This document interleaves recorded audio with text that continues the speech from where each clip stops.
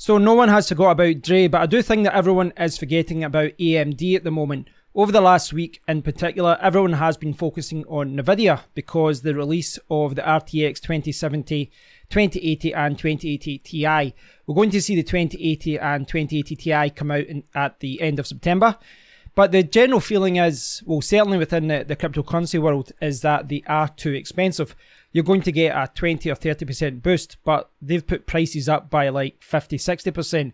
So these cards are very expensive. The ones coming out from NVIDIA, they seem very expensive and they certainly don't seem like a bargain for cryptocurrency miners. But of course, no hash rates are out yet. We haven't really, tested anything. And if the hash rates come out and they do perform well and they are very good at mining, then, well, everyone's opinion will change. But the interesting thing is, I think that most YouTubers are quite biased towards NVIDIA. I am certainly guilty of that. The reason being that all my cards are NVIDIA. But it's easy to forget why my cards are NVIDIA. In 2017, AMD cards were the cards to buy. They were the most profitable.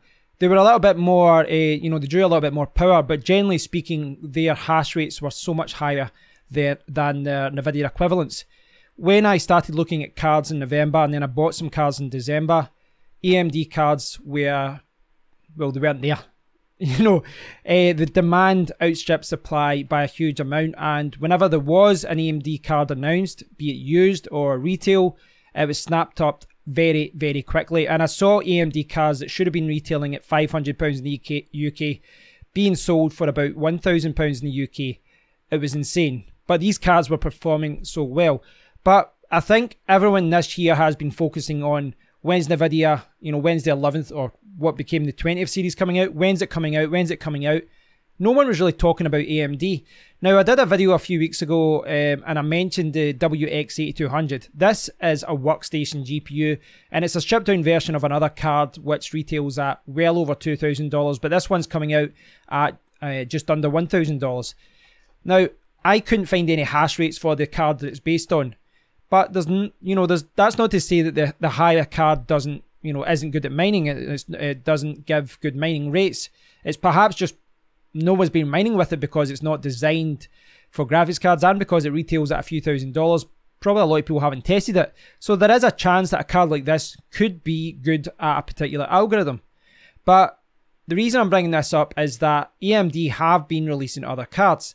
In fact, yesterday they announced the release of the AMD Radeon Pro V340. This announcement is impossible to read. Look at that, it's so hard to read that. But they have got a page, a dedicated page about it. And this is it here, the AMD Radeon Pro V340. Now, this has got a ridiculous 32 gigabytes of RAM. This isn't designed for gamers. This is designed for servers. This is designed for virtual machines and other things like that. But who's to say that this couldn't perform well at mining? Now, I can't see the price yet, but it is destined to be released at the end of the year.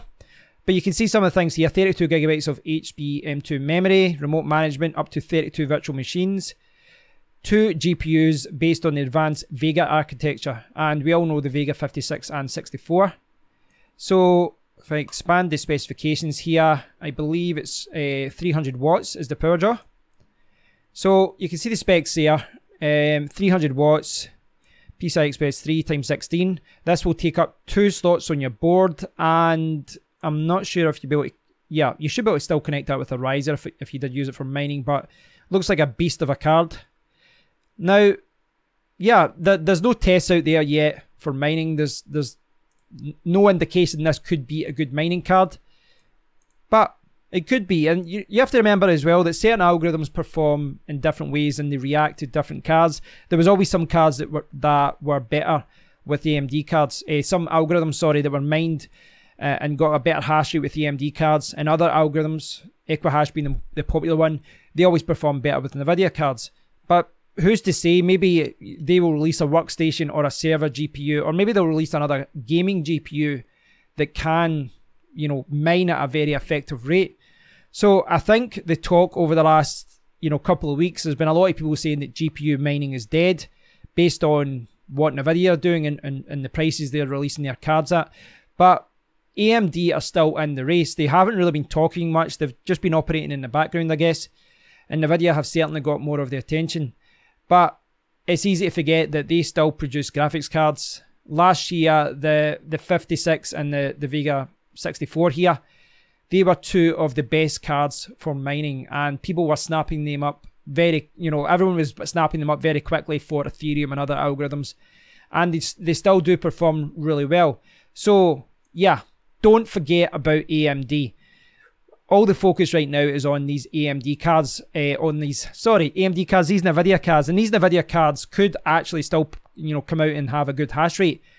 It's looking like it'll be hard to justify buying the NVIDIA cards because of the jump in price.